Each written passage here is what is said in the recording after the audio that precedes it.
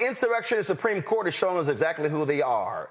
Supreme Court Justice Samuel Alito is blaming his wife, isn't that familiar, for the upside-down American flag that was in his front yard.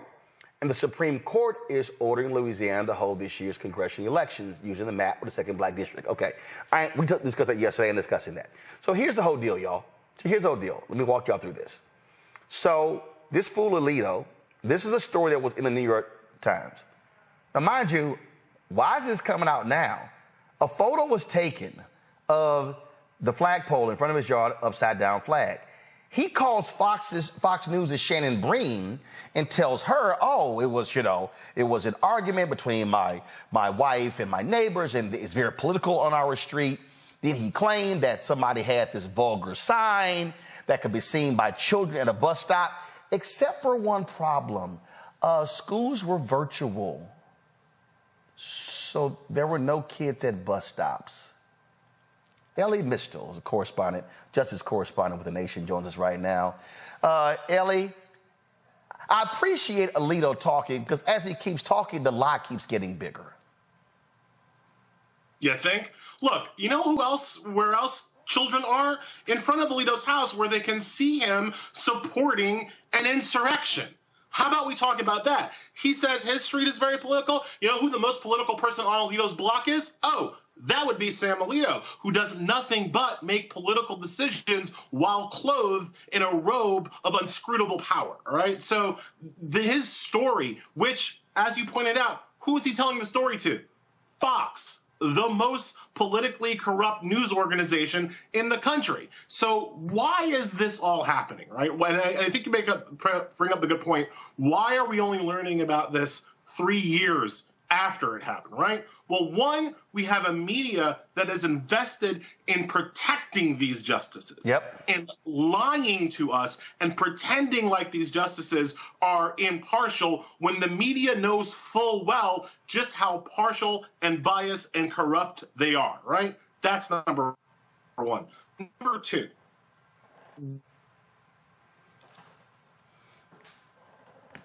Looks like Elie's signal froze.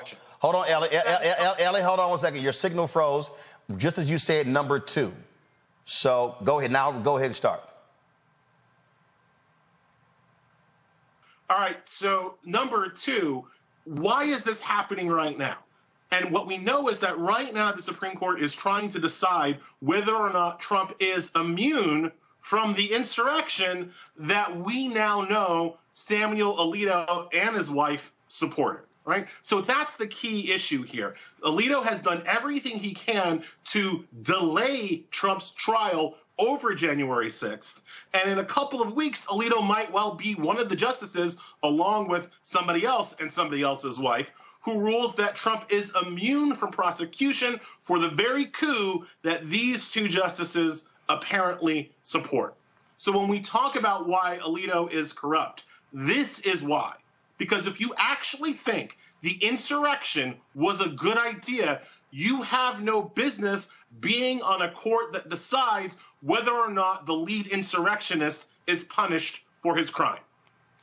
And look, these tweets from Shannon Bream were hilarious. Now, keep in mind, the last time Alito wanted to respond in the media, he wrote an op-ed in the Wall Street Journal, very conservative editorial page, so we know what that's all about. So she's posted, I spoke directly with Justice Alito about the flag story in the New York Times. In addition to what's in the story, he told me a neighbor on their street had a F Trump sign that was within 50 feet of where children await the school bus in January 21st. Mrs. Alito brought this up with the neighbor. According to Justice Alito, things escalated and the neighbor put up a sign personally addressing Mrs. Alito and blaming her for the January 6th attacks. Justice Alito says he and his wife were walking in the neighborhood and there were words between Mrs. Alito and a male at the home with the sign. Alito says the man engaged in vulgar language, including the C word. Following the exchange, Mrs. Alito was distraught and hung the flag upside down, quote, for a short time. Justice Alito says some neighbors on his street, quote, are very political and acknowledges it was a very heated time in January 2021. Now, she wrote, adding some reaction, first from Senate Judiciary Committee Chair Dick Durbin. Justice Alito should recuse himself immediately from cases related to the 2020 election and the January 6th insurrection, including the question of the former president's immunity in U.S. versus Donald Trump, which the Supreme Court is currently considering. Hakeem Jeffries. Samuel Alito should apologize immediately for disrespecting the American flag and sympathizing with right-wing violent insurrectionists. He must recuse himself from cases involving the 2020 election and former President Donald Trump. Now, the people behind Stop the Steal, the Michael Flynn's of the world, that's what they've also been doing. Their sign is an upside-down American flag. Now, how many of us can remember the Robert Redford movie? What was it called? The Castle? And in The Castle, he plays a general who is in a military prison, and there's this battle going on. Everybody knows what an upside-down American flag means. And so that is a strong voice of dissent. How in the hell are you pissed with a neighbor and you put your American flag upside down? That is supposed to represent the nation, not, oh, I'm pissed off with my neighbor. That's a much larger statement, and that's what the movie The Last Castle was about. So we know what this is all about. Alito's not fooling anybody. You notice he's not disavowing that he knows what the flag means and what he was trying to do. Right? Boom. Look, if a Black Lives Matter protester, right, put their flag upside down, that was our thing, that our Black Power thing was to put the flag for desecrating and violating the American flag, right? So, like, that's the kind of person that we're dealing with here. But here's the other thing, Roland, and I think it's funny to point out here how Alito is not even denying that he did the thing that everybody saw him do, right? He's just saying that we shouldn't care about it. But he's not denying fundamentally supporting the insurrection, supporting Trump, and yet sitting in judgment over whether or not Trump should be brought to justice for his actions, right? Yeah, so the fundamental issue here, well, we can go back and forth about, like, was the wife doing it? Or did he, like, it doesn't matter. Alito himself is not denying the underlying issues. He's just saying it was justified because people were mean to him on the street. Well, Roland, you are in black media. I am in black media. What Alito is talking about with people coming into his face in public, that sounds like Tuesday to me, right? That sounds like every day I go, like, west of the Hudson River, being a black man in the media, right? Like, we get comments directed at us all the time. And I'm real sorry if Sammy Boy and his wife had to take 2 seconds of what it's like for most black people out here who dare to be loud and vocal and righteous in public. But Alito has decided to make himself a voice for the conservative movement. Yep. And so, you know what? You are going to get some pushback. You are going to get some pushback from your neighbors who, you know, Alito didn't mention about whether or not the couple who put up the F Trump sign, whether or not they perhaps liked to have abortion rights, right? Didn't mention if that couple perhaps was in favor of affirmative action, right? Didn't mention any of that.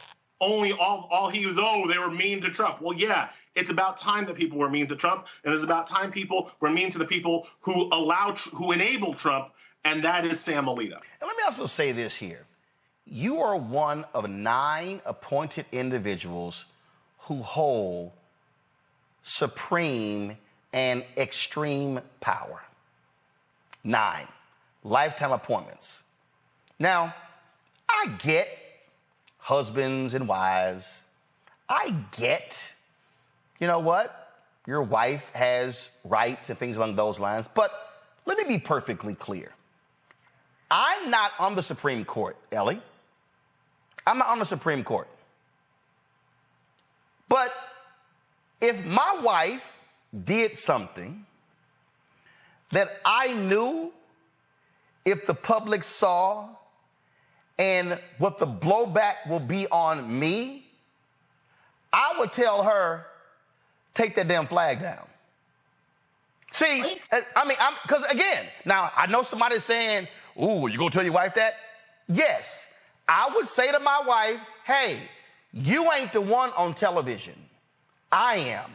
I'm the one who's out here. So that is not going to happen because I know what that means. You are a Supreme Court Justice of the United States.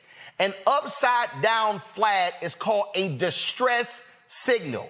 That is the flag that sailors use when their ship is sinking as a way to signal someone else, help, we are in serious distress.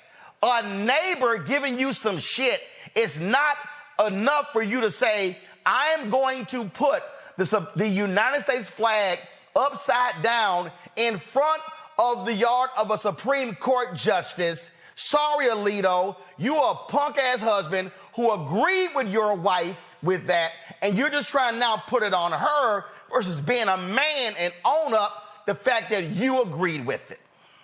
100% I agree with you, Roland, and I think you're actually being a little bit nice because let's all, like, since we're talking about the wife alibi, let's also remember this. Alito, Samuel Alito, is the most sexist, misogynist prick on the entire Supreme Court. This man disrespects women who are in his courtroom. He disrespects his female colleagues on the court. He disrespects the Solicitor General of the United States, Elizabeth Prelogar, when she argues in front of him.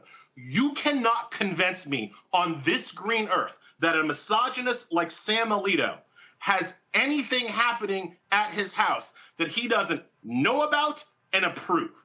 There's just no way. There is no way in hell that Sam Alito's wife is out here doing some stuff and Sam Alito, misogynist that he is, just doesn't know about. Like he's watching football and can't be bothered to know what flag is up outside his house. Nah, that ain't how it works with guys like that. With guys like that, they control everything in their castle, as they would like to talk about it. So I 100% believe that Alito, if he didn't do it himself, I know he's blaming his wife from doing it. I don't necessarily believe it.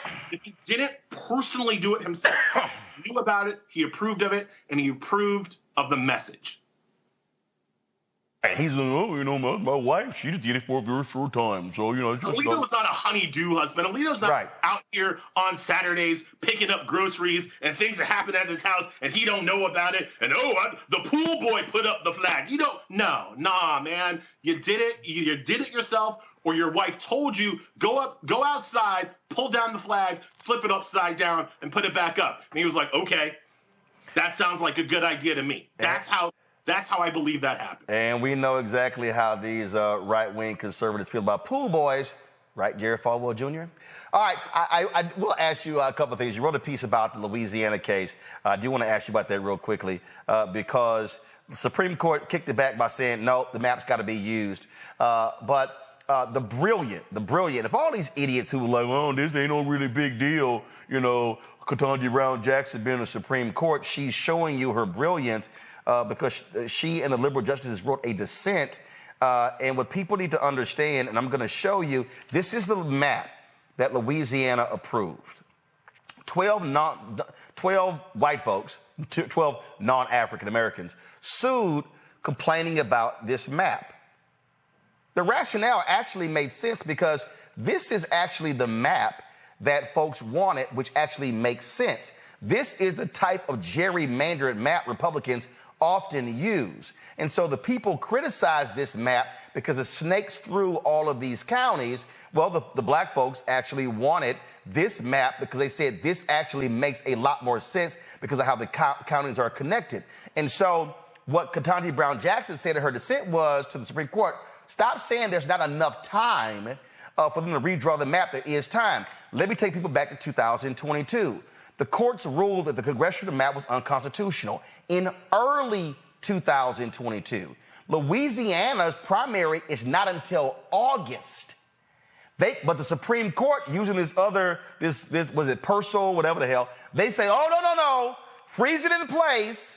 So in 2022, an unconstitutional map was allowed to go forward, which helped the Republicans get control of the House.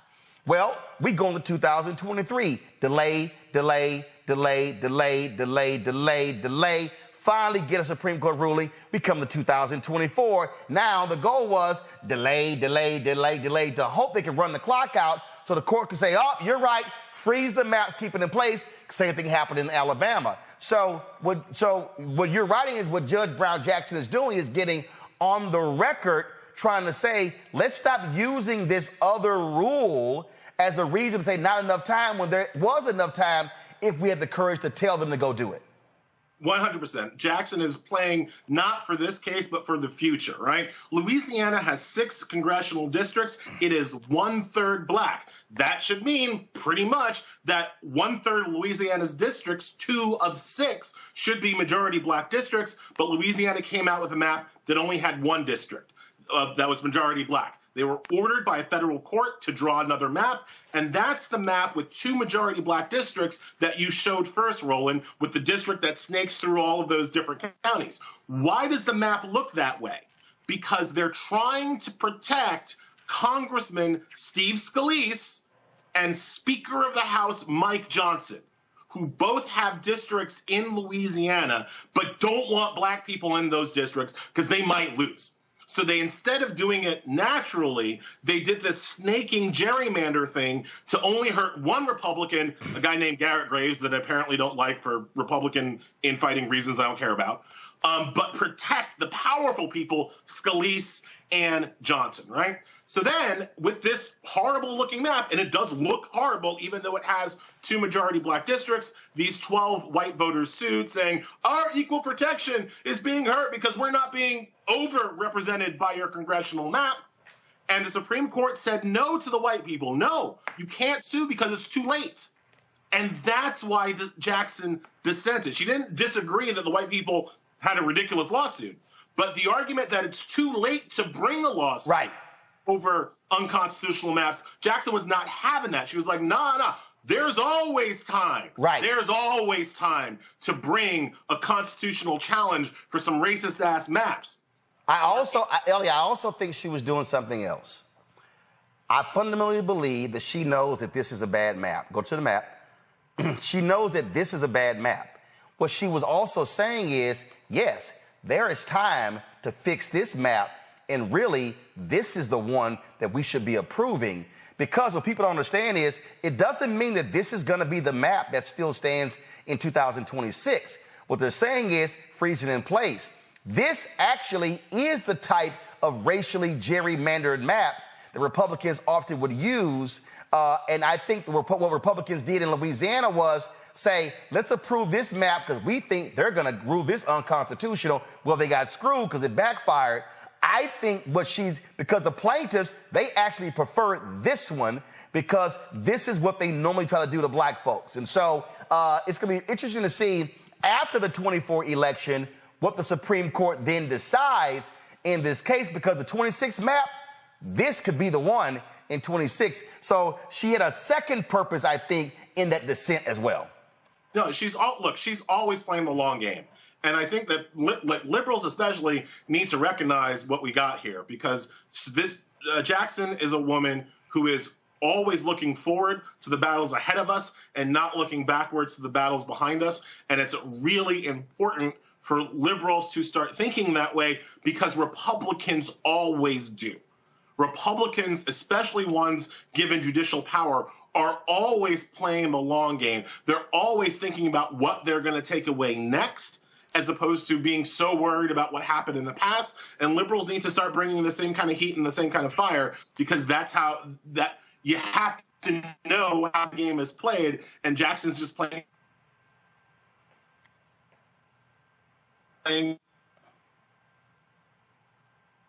All right, so Elie, we appreciate it. Thanks for breaking it all down for us, and have a good weekend.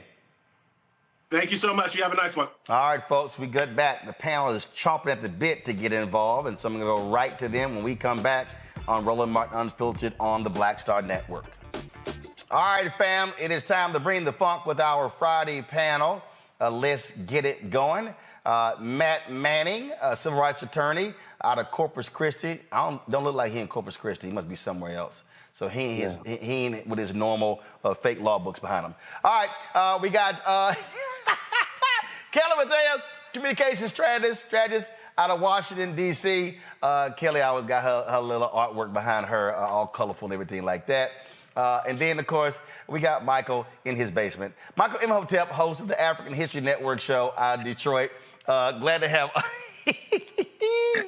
all three of y'all here. Let's get into it. First, I want to deal with the upside down flag, Matt. Does he think we that stupid? Oh, that what I don't know. My wife, she did that, and it was up for a short time. She's just a little mad because our neighbors, they call her the C word. Yeah, he's not good at lying. I mean, low key, he just needs to not ever try to do that again because we don't believe him at all. And the thing that's very strange to me about this is most of the time judges have a canon of conduct where they can't even speak publicly. So what's interesting about this case in particular is that the Supreme Court, because we know they don't have, ethics rules, they haven't had ethics rules, and that's been one of the issues that's been kind of in the recent news. But it's strange to me that a judge in general would speak on anything like this. Normally, judges do everything they can to make no public statements. And I know the Supreme Court is a little different because of their visibility, but it just seems to me like what you would do is run this through a PR person or manicure it as much as possible to make it as believable as possible. But running down with a Fox News reporter what actually happened and then trying to pawn it off on your wife when really it's just reactionary. You had beef with your neighbor and you wanted to make a statement, and a statement that you knew, because you're no idiot, that you knew meant that you were supporting an insurrection. This flag being upside down is a symbol that's known in this instance to be indicative of support for the insurrection. So, I mean, you're straight up lying. You're not doing it well. And I don't understand why you would do anything like that. Have words with your neighbor, go back in your house and keep it pushing. You're a Supreme Court justice. But the problem is when you have impunity and when you have a conservative media that is fomenting this kind of action, you have no real accountability. There's no loss. Say what you want to say. And that's what we're seeing here. Bottom line here, Kelly, this is a rogue, hardcore, right-wing, MAGA Supreme Court justice, no different than Clarence Thomas, whose wife was a part of the efforts to overturn the 2020 election. These two individuals have no right deciding these cases. They have no right being on the Supreme Court. And I dare say this here.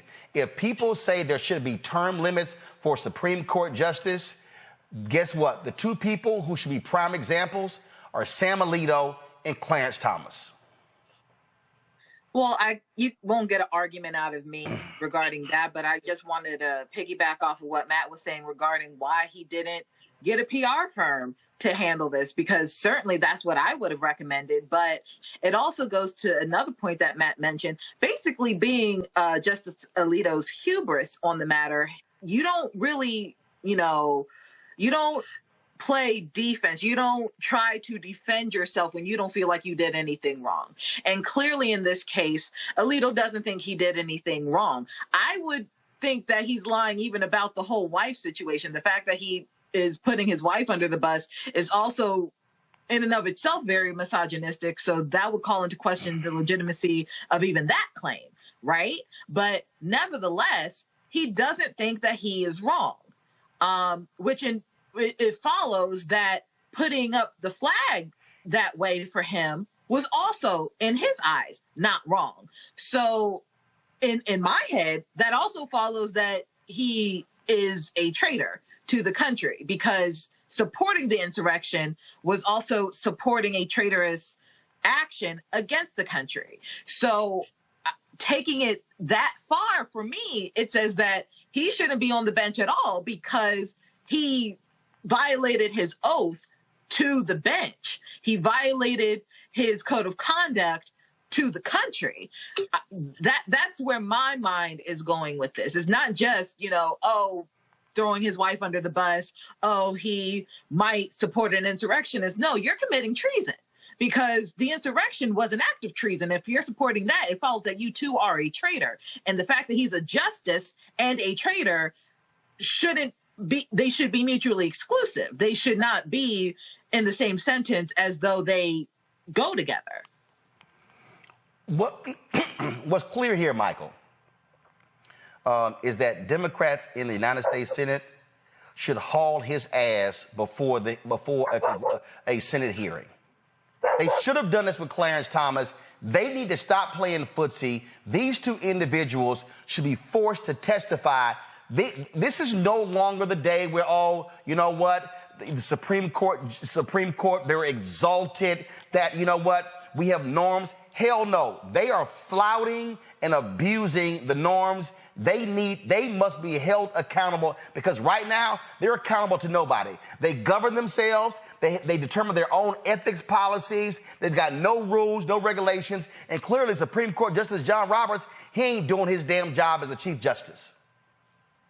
Yeah, I agree, Roland. You know, they determine their own ethics rules and then really don't have any enforcement mechanism to punish them when they violate those ethics rules also. We know Senator Dick Durbin today has said that Alito should recuse himself of the two cases coming before the Supreme Court dealing with Trump. And January 6th. But I agree, you know, Democrats are in control of the Senate by one vote, basically 51-49. So whatever power they have, they need to use it while they have it. Okay, number one. Number two, it's important really for people to understand that this 6-3 conservative Supreme Court is the result of the 2016 presidential election. Mm-hmm. And oftentimes, so many people think about just one person versus another person in the presidential election. And I explain this over and over to people on various platforms. No, this is about the trajectory of the country. And one of the lasting effects that a president has are their Supreme Court justices and federal bench confirmations, because these are lifetime appointments. If we look at Clarence Thomas was nominated by George H.W. Bush, the father, okay, in 1993. Bush is dead. The father, Clarence Thomas, is still on the bench ruling on cases 30 years later. OK, and unfortunately for many people, especially a lot of younger people, Gen Z, Gen Y, and whatever the hell else they're called today, they only look at the president, but they don't look at everything else around the president and lasting effects. So this is why we need Civics 101. This is extremely important. And the Heritage Foundation, the Federalist Society, not only did they shape the federal bench, but the Heritage Action for America, the sister organization to the Heritage Foundation, they're the ones that crafted Senate Bill 201 in Georgia, the voter suppression law pushing the big lie, and the copycat bills in other state legislatures to suppress the vote as well. So we have to understand how all these dots are connected. And in some cases, many of our people don't even know the dots exist in the first place. Indeed. All right, folks, we're going to do this here. We're going to take a break. We come back. Ooh, we got a lot we got to talk about. One. Now, if you like this type of information, you can support the African History Network a few ways. Be sure to register for the online history classes that I teach on Saturdays. Ancient Kemet, the Moors, and the Ma'afa, understand the transatlantic slave trade, where they didn't teach you in school. Visit our website, AfricanHistoryNetwork.com, AfricanHistoryNetwork.com. We deal with thousands of years of history and what leads up to the transatlantic slave trade taking place. This is a 10-week class. We're doing more than 10 weeks this time around. Next classes are Saturday, May 4th, Saturday, May 11th, Saturday, May 18th, and Saturday, May 25th, 2024, 2 p.m. Eastern Standard Time. Click right here to register here for the class. The class is on sale $60, regularly $130.